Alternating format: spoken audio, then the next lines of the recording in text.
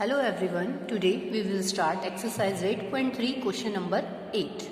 Amina buys a book for rupees 275 यानी bye की है यानी कि ये कॉस्ट प्राइस है कि उसने खरीदी है कोई किताब कितने में 275 रुपीज़ में and sell it at a loss of 15% loss के ऊपर उसने जो है उसको बेच दिया है, सेल कर दिया है. तो how much does she sell it for, तो उसने उस बुक को कितने में बेचा. तो आपसे क्या पूछा है, कितने में बेचा, मतलब उसका सेल प्राइस पूछा हुआ है. तो हमें सेल प्राइस बताना है. सेल प्राइस का फॉर्मूला हमारा होता है वो हम अप्लाई करेंगे और बताएंगे. ये देखिए बेटा, क्वेश्चन नंबर 8 का सॉल्यूशन देखते हैं. देखिए ये कॉस्ट प्राइस है, ये लॉस परसेंटेज है और एसपी आपको बताना है. मैंने क्वेश्चन मार्क लगा दिया. आप भी ऐसा ही करें कि जो वैल्यू गिवन है उनको लिख दें और जो नहीं गिवन है उसके ऊपर आप क्वेश्चन मार्क लगा दें. अब आपको पता है एसपी का जो फॉर्मूला होता है वो क्या होता है, 100 जब आपको लॉस हुआ है इन कंडीशन ऑफ लॉस की कंडीशन में फॉर्मूला है 100 माइनस लॉस परसेंट इंटू में सीपी यानी कॉस्ट प्राइस अपॉन में 100.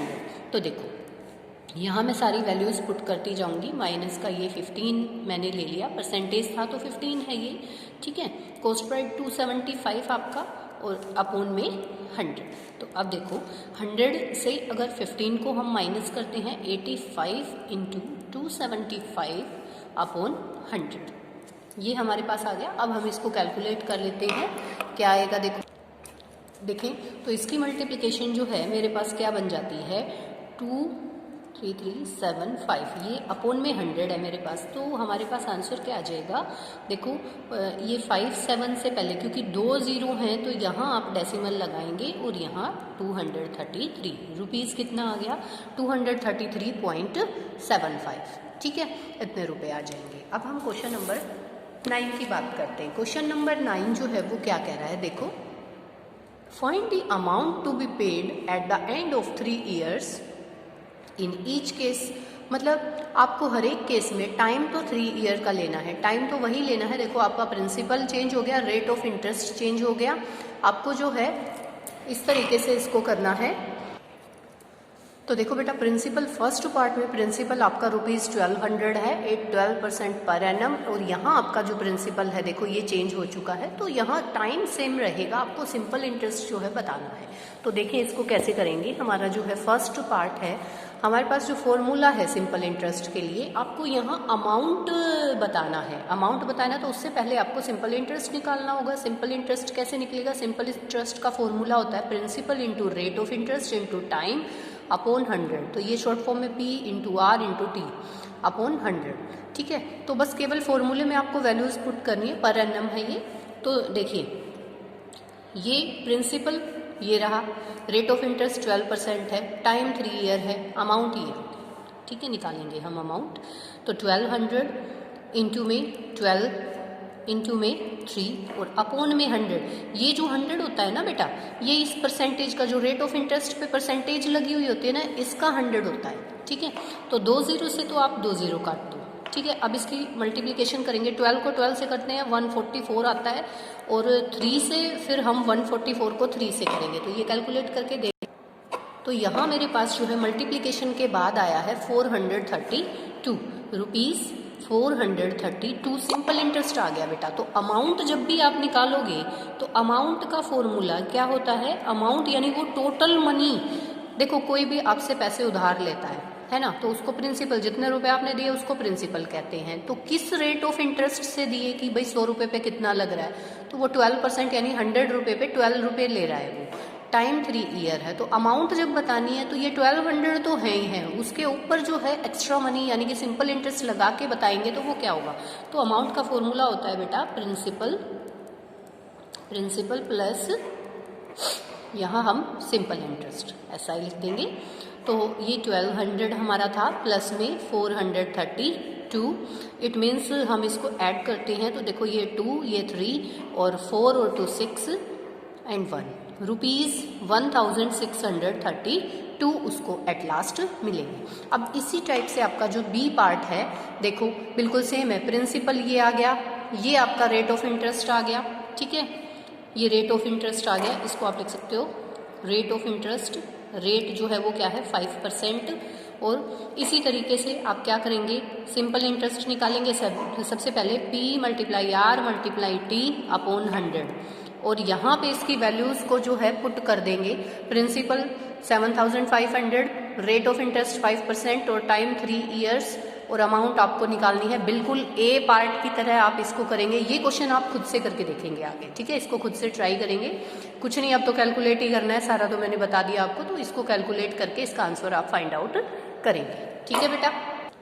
क्वेश्चन नंबर देखो 10 देखो, वट रेट मतलब किस रेट से, यानी रेट ऑफ इंटरेस्ट आपको बताना है। गिव्स ₹280 एज इंटरेस्ट, यानी इंटरेस्ट जो है सिंपल इंटरेस्ट आपको 280 मिल गया on a sum of 56,000 rupees, और 56,000 रुपीज़ के ऊपर आपको इतना ब्याज मिला। तो यानी कि ये तो प्रिंसिपल है और ये सिंपल इंटरेस्ट है इन 2 ईयर्स, यानी टाइम आपका 2 ईयर्स है। आपको बताना क्या है, रेट ऑफ इंटरेस्ट। तो रेट ऑफ इंटरेस्ट आपको बताना है, तो यहाँ हम रेट ऑफ इंटरेस्ट का फॉर्मूला यूज कर देंगे, कोई बात नहीं है। रेट ऑफ इंटरेस्ट जो है वो हमारा क्या रहेगा, देखो बेटा, रेट ऑफ इंटरेस्ट, रेट हमें निकालना है, तो इसके लिए हमारे पास फॉर्मूला रहेगा simple interest multiplied by 100 upon में, जो रेट तो यहाँ आ गया, यहाँ पे वो दो चीज़ें जो आपको गिवन नहीं है, मतलब principal and time. Simple interest यहाँ आ गया, इनटू में 100 यहाँ आ गया, ये उसी फॉर्मूला से बना है। देखो PRT होता है ना, तो उसी से हमने बनाया है ये। तो रेट ऑफ इंटरेस्ट का फॉर्मूला SI × 100, ऐसे आपको P निकालना हो तो P यहाँ आ जाएगा, SI × 100 R × T। तो मतलब जो भी कंडीशन दे रखी है उसी के अकॉर्डिंग हम लोग करेंगे।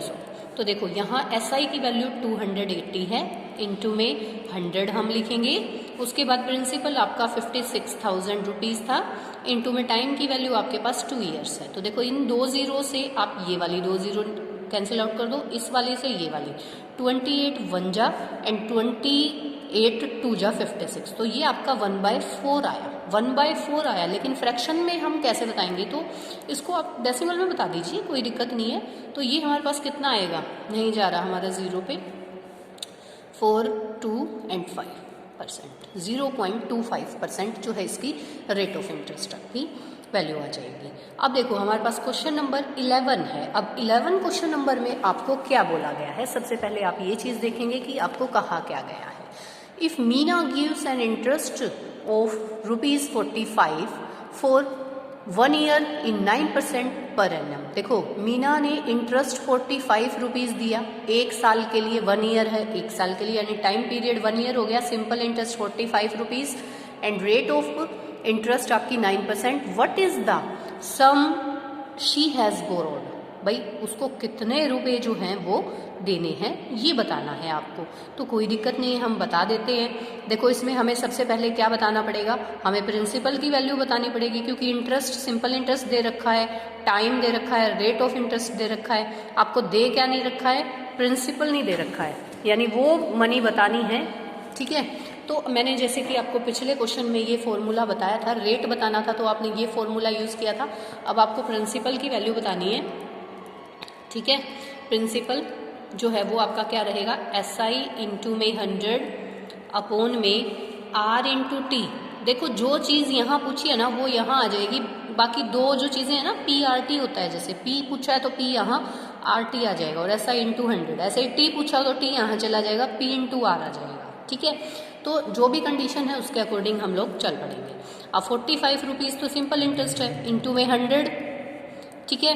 1 ईयर टाइम है यहाँ 1, और आपकी जो है टाइम 1 ईयर है, और रेट ऑफ इंटरेस्ट हमारा कितना है, रेट ऑफ इंटरेस्ट और देखें कितना है बेटा, 9%, 9, ये मैंने लिखा नहीं शायद यहाँ पे, रेट 9% था, ठीक है। और प्रिंसिपल की वैल्यू आपको बतानी है। तो देखो कैसे, अब इसको इजीली कर सकते हैं, 9 1 जा 9, 9 5 जा, यहाँ हमारे पास जो प्रिंसिपल की वैल्यू है वो क्या आ गई, ₹500। अब उसको मनी देनी कितनी पड़ी ये आपको बताना है कि कितने। तो बेटा देखो उसको कितनी मनी जो है उसने उधार ली थी वो चीज़ हमें बतानी है। तो ये 500 उसने जो है बोरो किए थे, यानी कि प्रिंसिपल की तो वैल्यू बतानी थी, जो कि हमारे पास 500 आ चुका है। तो बेटा आप इन फॉर्मूलाज को जो है, और एक चीज़ मैं बता दूँ, देखो आपके पास सिंपल इंटरेस्ट का फॉर्मूला जो है वो क्या बन रहा था बेटा, P into R into T, ठीक है, अपॉन 100। तो यहाँ से अगर आपको रेट ऑफ इंटरेस्ट निकालना है मान लीजिए, तो रेट ऑफ इंटरेस्ट को तो यहीं रखिए, P इंटू टी ऊपर न्यूमरेटर में है, SI के पास क्या जाएगा, सबसे पहले डिवाइड में ये मल्टीप्लाई में चला गया, और अपॉन में क्या आ जाएगा, ये P और T, P multiply T upon में। तो हमने इस तरीके से ये फॉर्मूले बनाए हैं बेटा, इसको इधर उधर करके। मेन बेसिक फॉर्मूला तो आपका यही है। अब ऐसे रेट निकालना है तो रेट को यहाँ छोड़ दिया, टाइम निकालना हो तो टाइम को छोड़ के यहाँ पे P इंटू आर आ जाएगा, P निकालना है तो R इंटू टी आ जाएगा। तो आपको जो भी निकालना है वो इसी फॉर्मूले से ही बनाया गया है। तो बेसिक फॉर्मूला तो आपका यही वाला है। और अमाउंट में आपको पता है कि अगर अमाउंट का हमारा जो है फॉर्मूला वो जैसा कि मैंने आपको बता भी दिया है, अमाउंट हमारा P प्लस SI, यानी कि प्रिंसिपल प्लस सिंपल इंटरेस्ट। भाई देखो, जो मनी उसने उधार ली थी वो तो देनी ही देनी है, उसके ऊपर भी तो कुछ पैसे उसको देने पड़ेंगे एज ए इंटरेस्ट। तो दोनों का जब हम ऐड करते हैं तभी हमारे पास ये वैल्यू फाइंड आउट होती है। ठीक है बेटा, आई होप आपको ये क्वेश्चन समझ में आए होंगे। थैंक यू बेटा।